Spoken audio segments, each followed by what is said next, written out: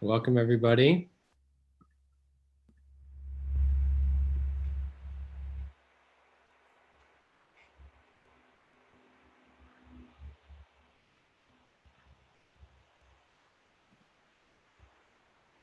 Cool.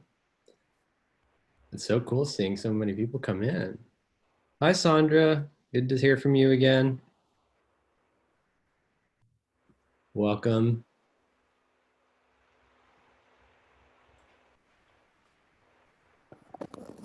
Thanks. I'm looking forward to this session. Thank you. Looking forward to giving it.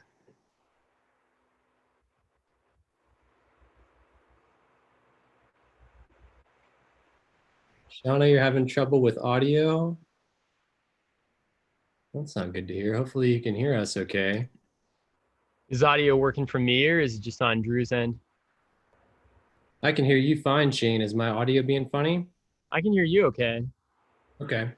Jan said she can hear both of us, so hopefully, Shauna, I'm not too sure what's going on your end, but hello, Jan.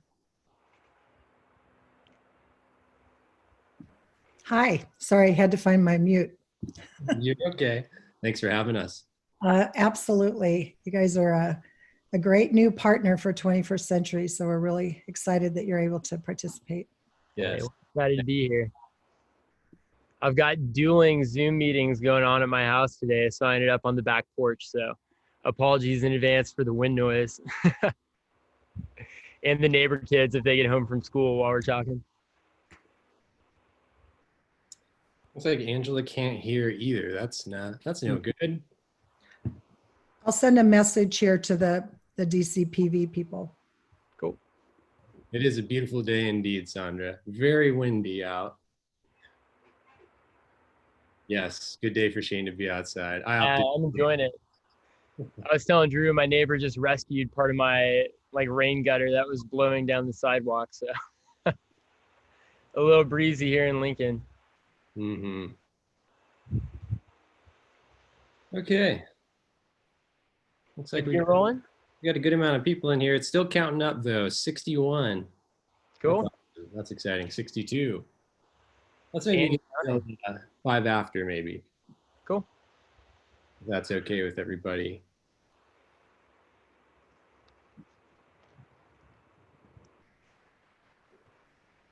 Oh, I see. Oh my gosh. Hey, Alana, out at Oakland. Alana Pearson's on, Shane. We got a couple Pearsons in the crew. Yes, we do. Welcome, Alana. Thank you for joining us. Excited to have you on. Alana, I don't think we traced it back, but I've got the Swedish heritage too, which I know is the Oakland Craig thing. So we may be long lost relatives. Hi, Marcia. I recognize that name too. So cool.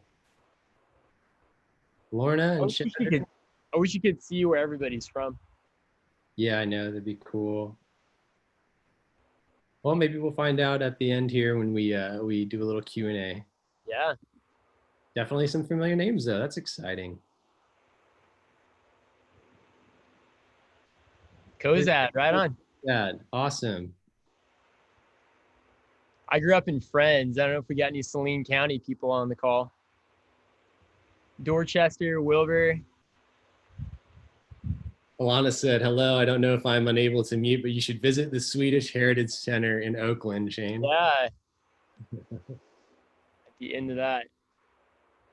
Hey, all right. Thanks. There we go. I got a 641 phone number. Hello, everybody. Thank you for joining us. Okay, it's still counting up a little bit on participants, Shane, but let's get it rolling. Yeah, 5 after. Let's get it going. Cool. My name's Shane Pearson. I'm the program director at the Bay in Lincoln, and we were going to have Mike Smith joining us on the call today, our founder, but he's feeling a little bit under the weather, unfortunately. So you're going to be hanging out with myself and with Drew. But right off the bat, I just want to take a second and say thank you to 21st Century for inviting us, one, to be part of this conference, but two, for all the support and all the work that you've put in really to making the Bay Online a reality. There's no way that we could be doing this without y'all. So thank you. And secondly, we want to take a second and say thank you to all the providers, the teachers, the staff, to our co-pilots, the people that are just working hard to continue engaging young people and connecting during a really tough and a really weird season. It's hugely important, hugely appreciated. So thank you. Again, I'm program director at the Bay in Lincoln, which, if you don't know about it, we're a community space located in Lincoln, Nebraska. And what we do is we work to create significant moments of impact through the subculture communities of skateboarding, of music, and of digital arts. So we flipped an old warehouse just outside of downtown Lincoln, and we built inside of it one of the state's it's the only public indoor skate park. We built the city's only all ages music venues. We built a digital art studio, and we built a coffee bar. And out of this space, we run a whole variety of out of school time programs. We run camps, we run CLCs, we do public events, we do partner programming where we just provide space and connection. But fundamentally, the Bay works to provide safe and positive spaces for young people to do what they love, to explore new ideas, and to build supportive relationships. So that's what we've been up to for the last 10 years. And then March came around, and like everybody else, we closed our spaces. And the Bay has actually remained closed this entire time. We're still closed to the public today. And we did this because we work primarily with system impacted communities who we know are at a higher risk of the virus, a higher risk in this pandemic. And a lot of the young people that we work with live in multi-generational households. And we knew that flowing a few hundred people through that space every evening wasn't going to be helpful and wasn't going to be part of the solution. So we pivoted and we started creating virtual versions of our programming, and we called it Bayside Online, which is a little nod to any Saved by the Bell fans out there. Go Tigers. But this programming was really loose and it was ad hoc, and that was because we did it quickly. So we closed down that week of March 10th, and within about 2 weeks, we had Bayside up and rolling. And right off the bat, we had a high level of engagement, not just from our immediate community, from the young people that participate with the Bay in real life, but it was kids all around Lincoln. And then it was young people all around the state. And then we started getting engagement from neighboring states. And by the time we were done, we had people participating in Bay Online from Hawaii and all across the US. So we saw that there was definitely interest and opportunity there.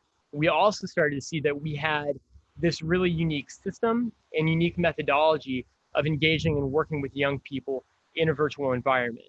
So over the summer, we took what we learned at the end of last semester in Bayside Online, and we refined it and we repackaged it into the Bay Online, which is what we're going to be talking about today. And we're doing that, again, in partnership with 21st Century and also with Beyond School Bells and with Collective for Youth, and then with a whole variety of agencies and schools from across the state. I know we've got some of the co-pilots and some of our partners on here. So thank you all so much for being a part of this experiment and being a part of creating something new with us.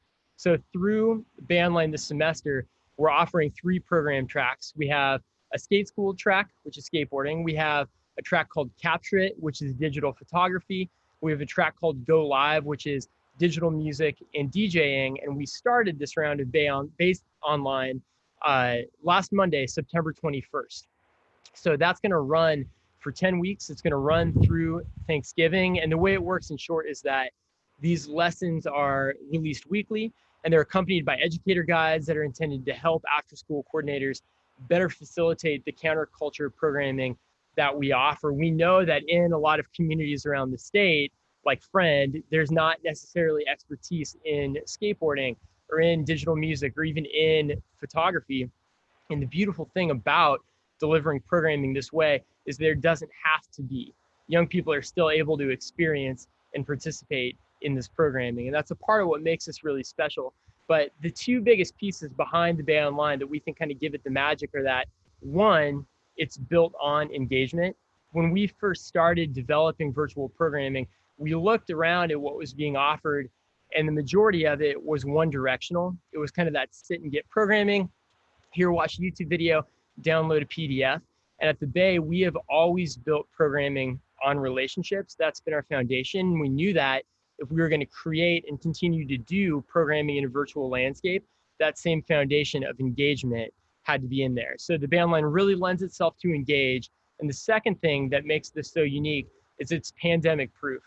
And what we mean by that is students are able to engage from the classroom if they're together in cohort, but they can also engage from home. They can engage from anywhere as long as they have a compatible device and access to Wi-Fi or data. So, knock on wood, if schools have to go remote again, this program can continue. If a young person misses a few weeks, this can continue. If a portion of your students are doing remote learning and they're opting out, they can continue to engage in this programming. So that's part of what makes this really unique. But part of the secret behind it is our unique use of this emerging social learning platform that's called Flipgrid. And I could talk for a long time about Flipgrid and why that makes the Bay Online successful, but I know it's going to be easiest to show you. So I'm actually going to kick it over to Drew right now, and he's going to walk us through the nuts and bolts of what Flipgrid is. Thanks, Shane. Hey, everybody. I'm Drew Newland. I am the project manager over at Rabble Mill in the Bay. Super excited to kind of give you guys a high-level overview, I guess, of both the student experience and the educator experience within this platform, Flipgrid. Before I start sharing my screen and kind of diving into the nuts and bolts of that, just a second here. Okay. Before I start sharing my screen, really quick overview of what the platform is. I'm sure some of you have probably heard of Flipgrid. Obviously, if you're in the Bay Online with us right now, you're getting used to Flipgrid by learning through it. So Flipgrid is essentially a youth engagement platform that's owned by Microsoft that is free for both educators to sign up for and utilize, and also free for students to log in and engage with. So it is web-based in that you can go through the Flipgrid website, which Sandra was so polite to share in the chat. Thank you, Sandra. And there's also a free iOS app for iPad, iPhone, etc. There's also an Android version of the app. So as long as your device is new enough to run the operating system required to download and install Flipgrid, you should be able to utilize Flipgrid in the classroom or in the after-school space. So Flipgrid is essentially a platform where educators and instructors pre-record video lessons or topics that they then share with their students. And then students can jump into Flipgrid, watch that lesson, and then record a video response back to their instructor. So again, Shane kind of alluded to how this platform fosters multi-directional engagement. Not only is there a video that's getting taught from the instructor to the student, but the student has the opportunity to engage back with the instructor via video, and that conversation can go back and forth as long as they need. But there are also, if there are multiple students in your Flipgrid group, students have the opportunity to send video responses to one another. So again, this platform is really multi-directional in its engagement in that instructors are communicating with students via video, students are responding back to their instructors, and then students are capable of responding to other students. So especially in a time like this, with the school year being so different with the pandemic, it really is a really cool means of engaging your students in a creative way through this technology. So what I'm going to do is I'm going to share my screen here. And I'm actually going to go to the link that Sandra shared. So Shane, can you see my screen okay? Cool. Awesome. All right, give me just a minute here to get adjusted on my side. Cool. So if you guys want to follow along with me, you can go to flipgrid.com. I'll also drop a link here in the chat momentarily to the specific Flipgrid test group that we'll be working in today. But there's a lot of different stuff that you can see on this homepage, and you are free to come back and scroll through and explore, check out the Help Center. But for the purposes of this kind of guided tour, this crash course on Flipgrid, we're going to start with the student-facing version of Flipgrid. So to do that, I'm going to direct you guys to the very top here where I'm at, where it says enter a join code. Now a join code, or a flip code as Flipgrid calls them, it's essentially like a unique identifier or URL for your specific Flipgrid group. So for the purposes of the Bay Online, we decided to format all our join codes as consistently as possible so that it was easy for us and our schools and their students to remember. So we prefix them with TBO for the Bay Online, and then we're going to work in a test group called School 1. So TBO School 1 is the join code. And I click go. And you'll see here, hopefully you can see up in my search bar, the join code TBO School 1 is just the tail end of the URL. So it's flipgrid.com/TBO School 1, super easy. Before I forget, I'm gonna drop this in the chat. So again, if you guys wanna follow along and click around with me, you are more than welcome to. If not, you are free to save that TBO School 1 link and you can interact with this test group after the session is over. So let's see here. What all do I want to show you today? Gosh, exciting. So School 1 obviously is just a test school. And any school that's enrolled in the Bay Online, they would see their school name here. So we have Alana Pearson from Oakland Craig, and her school homepage would say Oakland Craig Elementary, the Bay Online. So our idea in doing this is we wanted to make sure that every school enrolled in the Bay Online had a homepage that was easy to remember and their one-stop shop to go and find their actual club lessons and activities, which are down below here. So I'm gonna give you guys a brief tour of this homepage, and then we're gonna jump into one of these specific club groups for the Bay Online, and I'll show you guys an actual lesson. So quick crash course here. This is obviously the banner, the title of the home group, and then here where it says August 7th, 2020, everything below here is what's referred to in Flipgrid as a topic. So all of this is a topic. We have the title of this topic or lesson, which is just a welcome message to the Bay Online. And then this is a description for that topic. You can see we can do bold text formatting. We can underline, we can add links within the text. Below here, these are additional links that kind of live as their own buttons. They're referred to as topic attachments. And in this case, on this school's homepage, this is School 1's Go Live Club, their Skate School Club, their Capture It Club. So I'll jump into one of these, like I said, in a little bit. I'm gonna keep giving you guys a little tour here. So over to the right here, you can see there is a video container, a YouTube video container, coincidentally. So Flipgrid has a built-in camera that you can record your lessons in, and you can edit and add all these cool effects and filters and photos and stuff like that, which I'll show you in a little while here.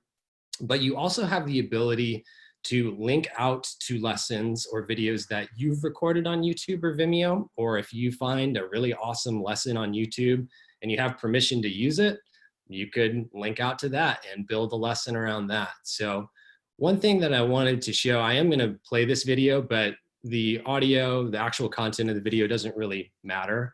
What I wanna point out here is that we went with YouTube for the Bay Online because YouTube has like really, really awesome auto-generated closed captioning. And then you have the ability, since YouTube is partnered with Google, to automatically translate those closed captions into like every language imaginable. So what we decided to do with the Bay Online for all of our lessons for all 3 of these clubs was to offer closed captioning in English and then also offer auto translations to Spanish. So really quickly, I'm just gonna play the first part of this video of Mike, who couldn't join us today, unfortunately.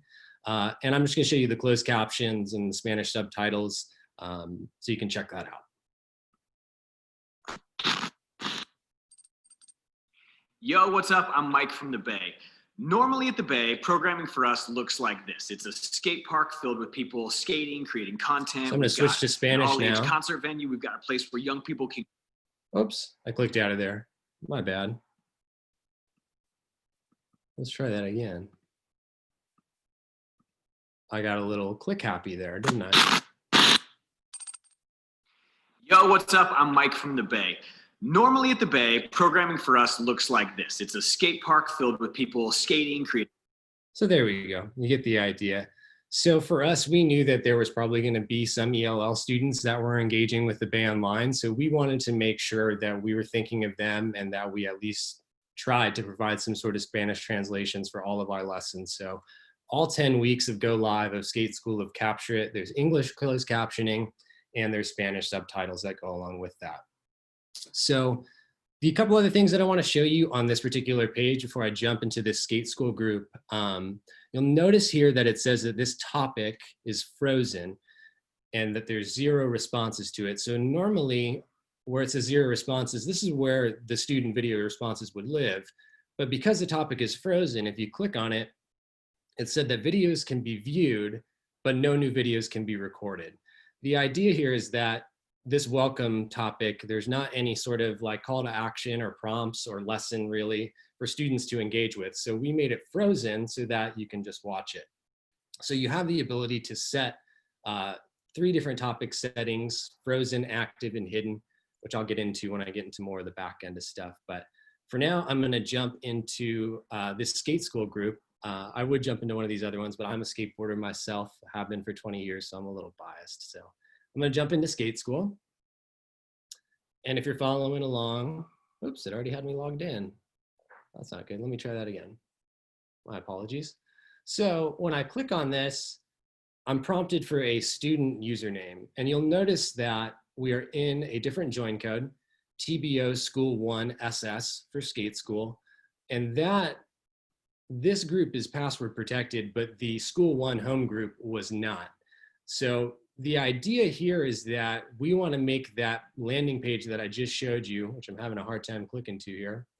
This group right here in Flipgrid is public. We want it to be accessible and open to teachers and students to easily navigate to. But when you go to click on any one of these club groups like Skate School, we wanted to block access to that, so it's specifically only the students from School 1, for example, that can log in and engage with our curriculum and our instructors. So that being said, you have the ability to make your Flipgrid groups public or private. And if you make them private, you have the option to do through a student username that you designate as the educator. Or you can provide, like, if your school has kind of all the same email domains and students have school emails, you can set it so that any school email with a proper domain can join into your group.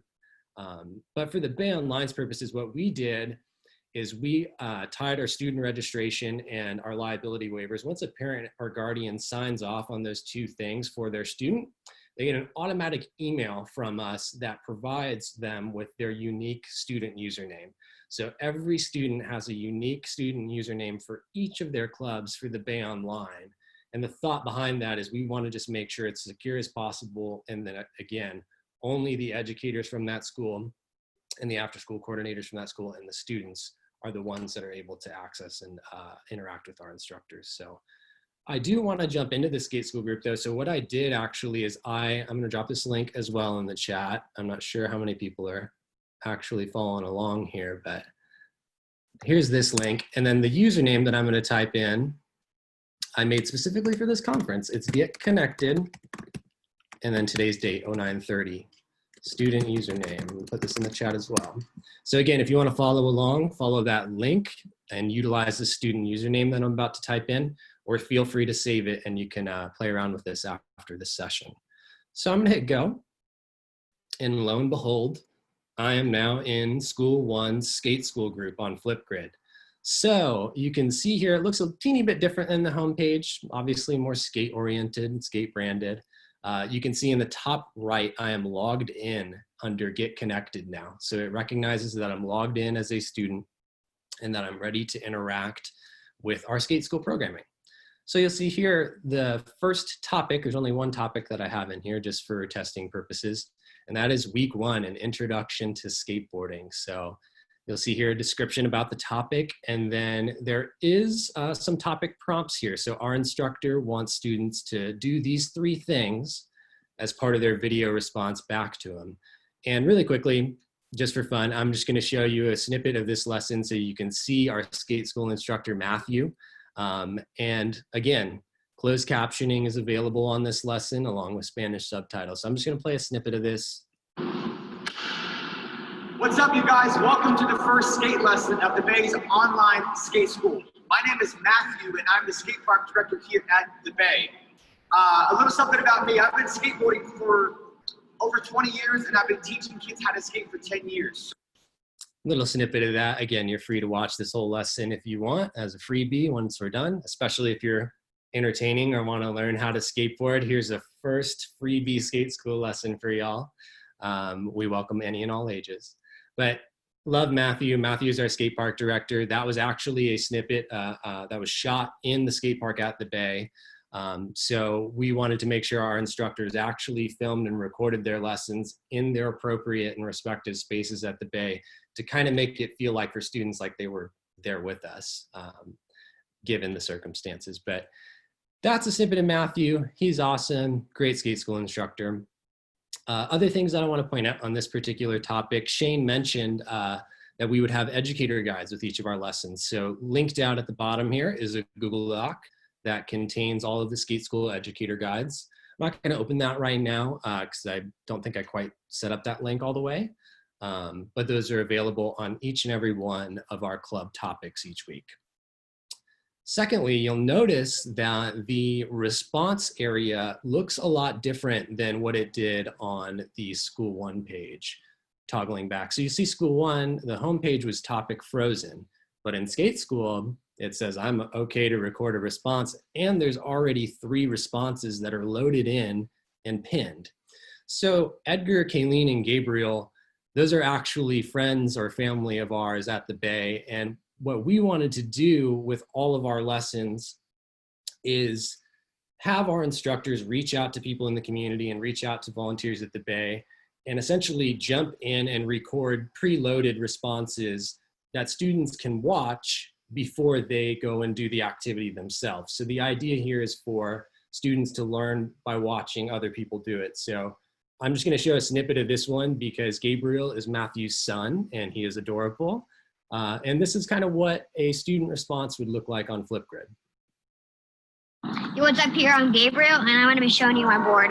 So what I have I have some Grizzly grip tape, with Spitfire wheels, a DGK deck, independent trucks, and blue bearings.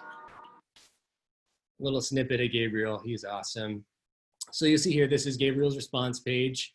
If I'm a student, like I'm logged in right now, I can add a comment of my own. Like I can record my video response by clicking this button. I'm going to save that for a little bit later. I can watch Edgar's lesson. I can watch I can watch Edgar's response or Kayleen's response, or I can navigate back to the topic and record a response of my own, which is what I'm going to do here. So yes, way to represent Gabriel. Thanks, Jeff. He's awesome. So you'll see here, the last thing I want to show you is actually how students record a response in Flipgrid and kind of a preview of what Flipgrid's built-in camera looks like. So this will be interesting. I tested this out before we unlock the room, but I'm literally going to try and record a response to this lesson as part of this training. And then we're going to go in on the back end in the Educator Dashboard, and I'll show you where that response will live. So I'm going to click record a response. And there I am, holy cow.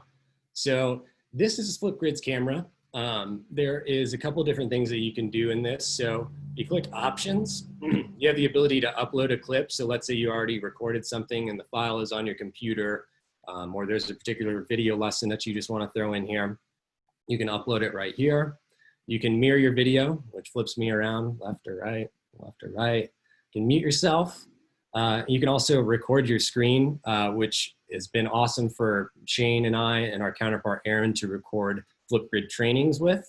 And then also, let's see here, underneath effects, I had mentioned this earlier. So the Flipgrid camera has a ton of these built-in effects and filters that are just awesome. So students can just like jump in here and select whatever they want.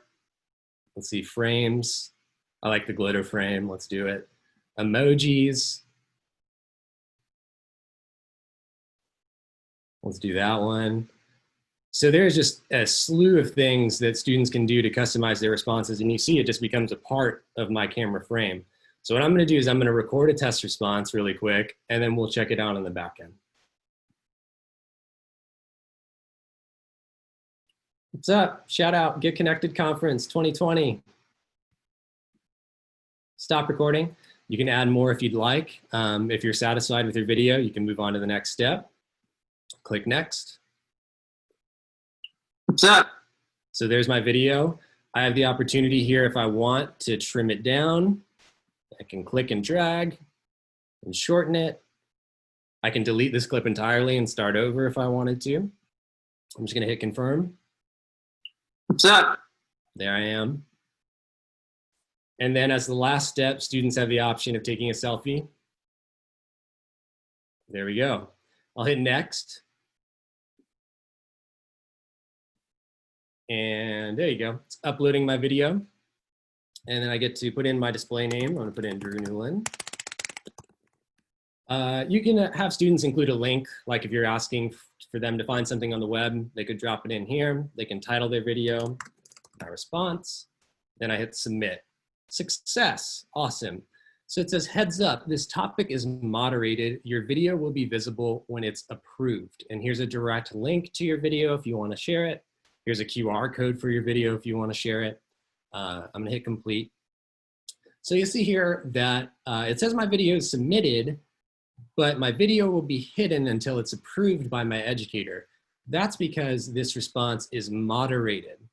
So this again is another setting that you can set not only on an entire Flipgrid group, but on individual topics like this week 1 intro to skateboarding. So this moderated response is a very good way to segue into the educator view in Flipgrid. So if you're following along with me, what we're going to do is we're going to click in the top right corner where it says get connected, and we're going to go to Educator Dashboard. And then we are prompted with the screen to log in. So I already have an educator account, but if you are new to Flipgrid and want to explore, want to create an educator account of your own, again, it's completely free. The one rub is you do have to have a Google-based or a Microsoft-based email domain. I know a lot of schools out there do use Google for their domains. We do at Rabble Mill in the Bay. But if you do not have a Google or Microsoft account, free to set one up and super easy to do so. If you do have an account, you would say, let's create one. But since I already have an account, I'm going to click here. And I have my account via Google. I'm going to log in with my work email. Hopefully, I had some trouble remembering my password earlier, but such is life.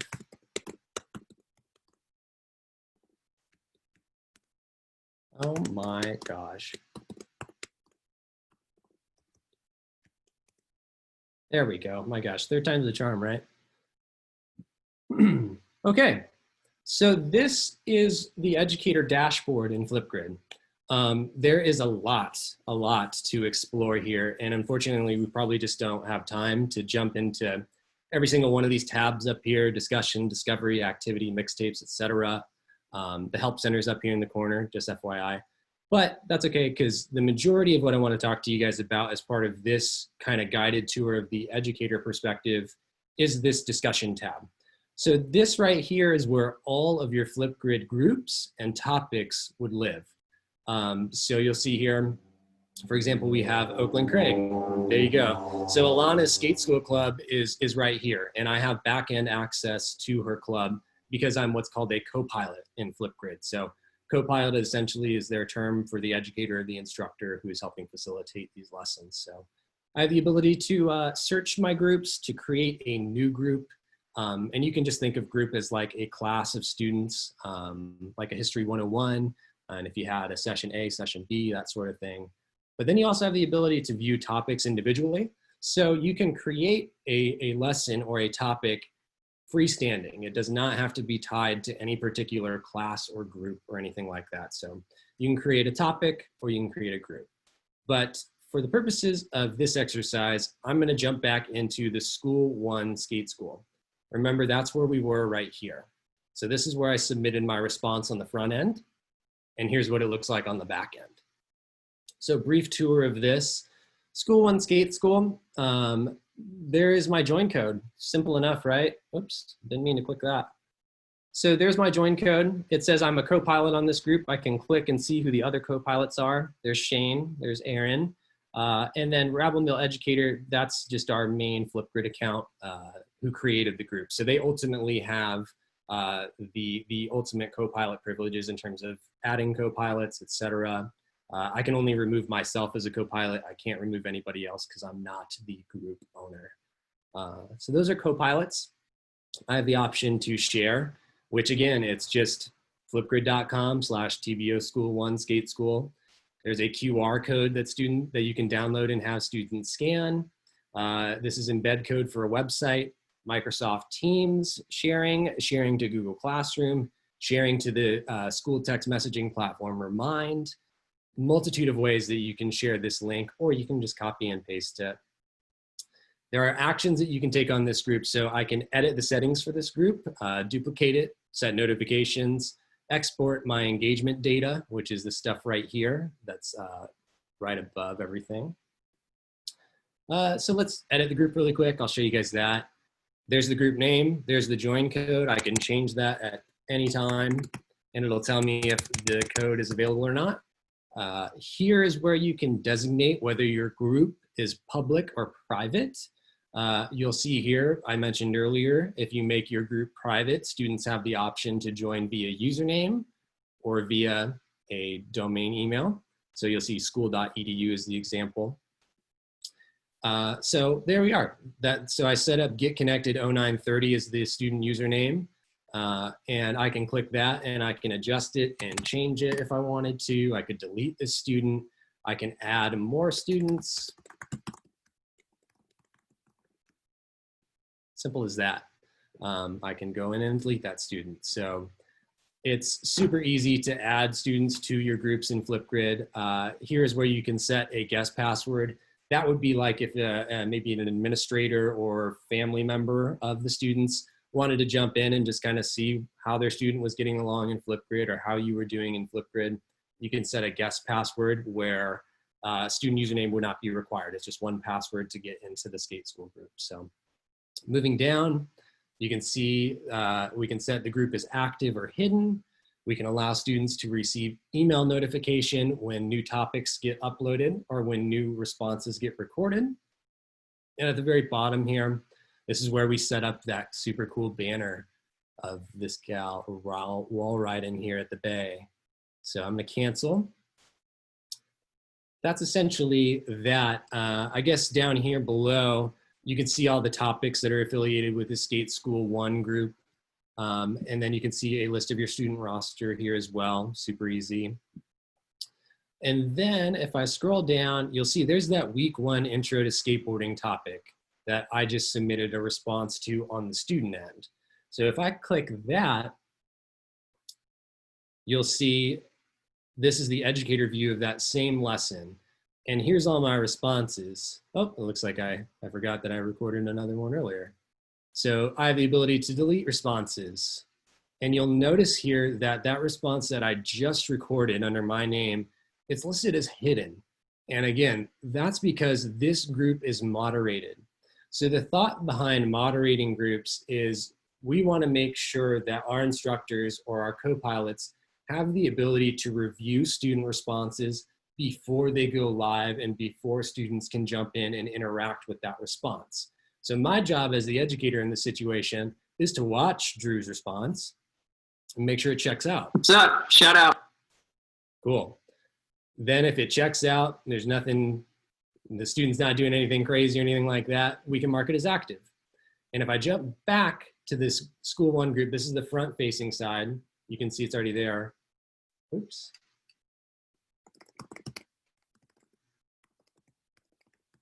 Let me jump back to the group itself. There I am.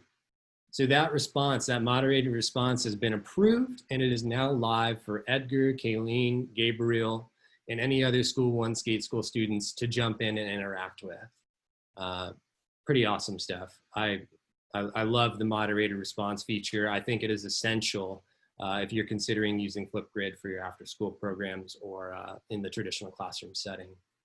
But yeah, from there, you know, I can pin that response I just made so that it pops up at the very top, just like these three. There's other settings here for each of these responses. But yeah, by and large, that is, I think, everything that I wanted to cover on the back end here. Yeah. Let me double check my notes here really quick. Cool. So what I'm gonna do, I'm gonna stop screen sharing for a minute because this kind of wraps up my tour. And what I'll say, I guess, to wrap up is, again, Flipgrid is awesome and the Bay Online is awesome in fostering that multi-directional engagement. You can see how easy it was for me to respond back to Matthew on this call And then for me to go in, Matthew would be able to respond back to the one that I just recorded.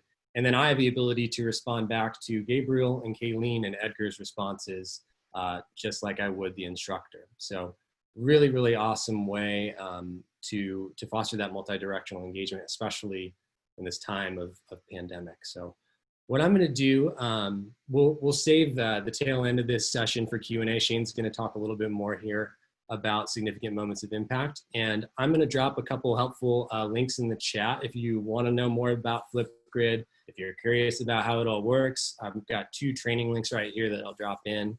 And yeah, we'll answer any questions that we have at the end of this session. But for us, the Bay Online is like another means of us creating significant moments of impact, not only for our young people in Omaha and Lincoln, but also for kids statewide. But I'm going to pass the baton back to Shane. Thank you all for bearing with me for that training. And Shane's going to tell us about SMIs. Cool. If anybody jumped on between when I spoke last time, my name is Shane Pearson. I'm the program director at the Bay. And Drew, that was the most thorough Flipgrid walkthrough I've ever seen. You're going to get poached by them if we're not careful. I'm going to shift gears a little bit, like Drew said, and talk about how we evaluate and determine impact and outcomes in our programming at the Bay in real life, but also in this new virtual landscape, including the Bay Online. So I'm going to give you a little bit of backstory and a little bit of the process as to how we created this new framework that we call significant moments of impact. So over the past 10 years of programming and work at the Bay, we've tried really a wide array of different evaluations and different metrics of success. And our team always struggled with these more traditional approaches. We felt that they represented a very small scope of our work and our impact. And even beyond that, that they weren't truthfully an honest representation of the work that we were doing. And with it, there was also this level of frustration that was felt and expressed by the team because we knew that important moments of growth and of learning would occur, but we lacked a formal way to celebrate and to make those moments a larger part of our story. So over the past few years, our team made the decision to move away from these more traditional approaches and just create our own system and create a system that was tailor-made to capture and speak to these specific moments of change, of growth, and of impact that our team sees on a regular basis within the communities that we serve. And again, we called this significant moments of impact. And the process was we started by defining our impact areas. And for us, we knew that these impact areas, they had to align with our organization's core values. And we have the core values of dreaming differently, focusing on solutions, not on problems, honoring relationships, celebrating each other, choosing people over policy. And lastly, because we work with young people and everything we do, there's this core value that it's supposed to be fun. And we knew that our core values have to align with impact and output, because without that connection, we were never going to be able to see those values actually enacted out in our community. So after we defined those, we started to get specific about the type of growth that we're working to create. And we started to look at individual assets, things like future-focused thinking. And we looked at specific SEL development areas like grit and like empathy. And we built those into the framework. And once we had it created, we had to train the team, because empowering and training an entire organization to serve as your data collectors was a new approach to us. It's something that we hadn't seen done in a lot of other spaces. So we devoted some good time to training and preparing our team, not only to identify these moments when they occur, but to record them with clarity. And we made sure that the team understood that these moments, they don't just apply to the young people that we serve. While that is obviously our main focus, this applies so much wider to our staff and really to anyone in the community who interfaces with our spaces and programming. And the next thing we did with the team is we had to set really clear expectations. So regardless of your role at the Bay or a parent company, Rabble Mill, you're expected to submit a set number of these SMIs on a weekly basis. And we hold people accountable to it. It's part of people's job. And the last thing that we did in building this is we got really good at celebrating. And something that we tell people a lot and talk about a lot is this idea that the best stories are the ones where you're not the hero. That's been a big driver behind significant moments of impact. And while it's fully appropriate and it's necessary for people to be able to see and acknowledge when you've done something well, it's so much more important and so much more impactful and so much more fulfilling to be able to point out wins and point out growth in someone else. And we made celebrating these moments a regular part of all of our interactions, a regular part of our staff meetings, our performance reviews, our reports. It's kind of just baked into the culture and the ethos of what we do. So after a few years of doing this, something we love talking about is how it's changed the Bay and the impact that it's made on us as a team and as an organization. And there's really 5 main ways that it's changed things. The first is that SMIs have rallied our team around a clear and unified goal. And I said this at the beginning, but we work to create significant modes of impact through the communities of skateboarding, music, and digital art. And prior to its implementation, something that we struggled with that I think a lot of organizations and schools can relate to is this idea of segmented staff and volunteer roles. People would say things like, I manage the skate park and I book the shows, or I handle the finances, or I work with the middle school kids or the high school kids. But now there is a bigger purpose that's relevant to everybody, which has made our team so much more connected, more contributive, and truthfully more engaged. So a second way that this has changed the organization is that mundane functions, such as our weekly staff meetings, which I know everybody loves weekly staff meetings and just can't wait for those, but they've truthfully become meaningful for us. And when this framework was first created and applied, we made sharing everyone's top weekly significant moments part of the meeting. And at first, the leadership team, we had to really drive this. We had to push it heavily, but quickly our program staff began to take ownership, and they began bringing up these SMIs unsolicited during meetings and also outside of them, just in interaction within our organization. And the third way it changed things at the Bay, and this, in my opinion, is the most important, is that we've grown a culture of celebrating. So our team is now looking for the things that kids, that volunteers, that coworkers, and that themselves are doing right. They're watching for and they're working toward growth that can be celebrated. And because of that change in our culture, we've seen attitudes and policies and even programming components, they've begun to self-regulate under this realization that if they aren't creating SMIs, then they're not working. And we need to put that back under the microscope or take it completely out of the scope of what we do because it's not generating our outcome. The fourth way it changed things for us is that our core values have become actionable. So the team now sees specific ways to apply and foster these core values in interactions with young people within the community and with each other. And the last way this has changed the Bay, and this is also hugely important, is that we're able to speak with confidence to the impact that our programs or spaces and our interactions are having. In very specific ways, we can tell those stories. So why does this matter in a digital landscape? And why, for us, have SMIs continued to be part of what we're doing is we went away from 10 years of IRL programming to doing virtual engagement with kids. And really, there's 2 reasons that we see. And the first one is that SMIs, this framework, is dynamic. So they adapt with our programming where other systems are locked into specific times and processes. If those routines get disrupted, which they did in March, so are those outcomes that accompany them. And that's something I think we can all collectively connect to from this year. And the second reason is that COVID has pushed young people even further into the margins. Like we all know, we're working with young people on a regular basis, that social isolation is an enormous problem. And the beautiful thing about SMIs is that it's impossible to create a significant moment without interaction and relational development.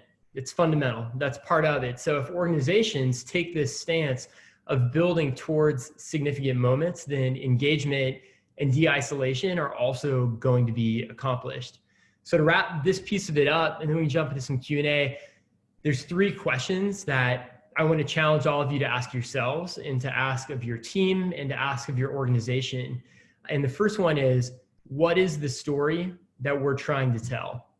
And the second question is, could our entire team top down, could we articulate that story as our goal? Is it actually common language in our organization? And the last question is, are the significant moments of growth and of change that we know are happening within the young people that we serve, are they getting the celebration and the recognition that they deserve? Are those stories actually being told?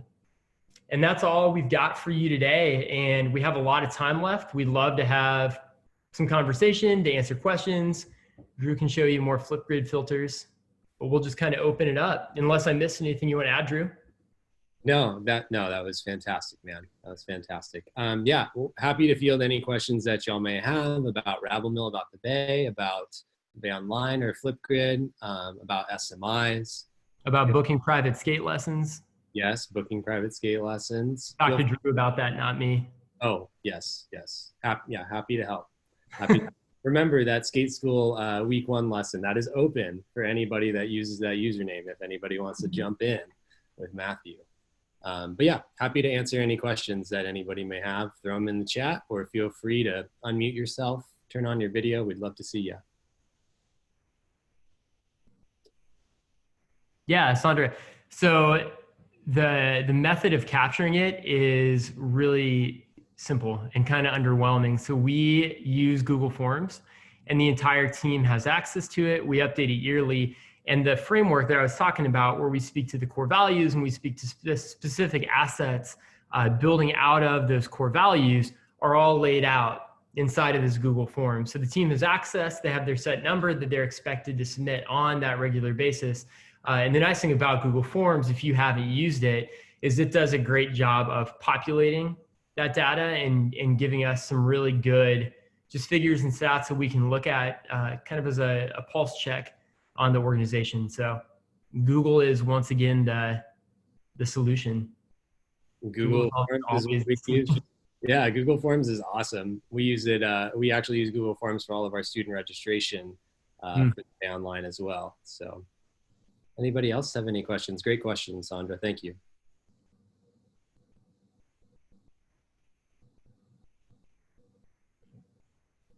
Feel free to throw them in the chat or unmute yourself. We're all friends here.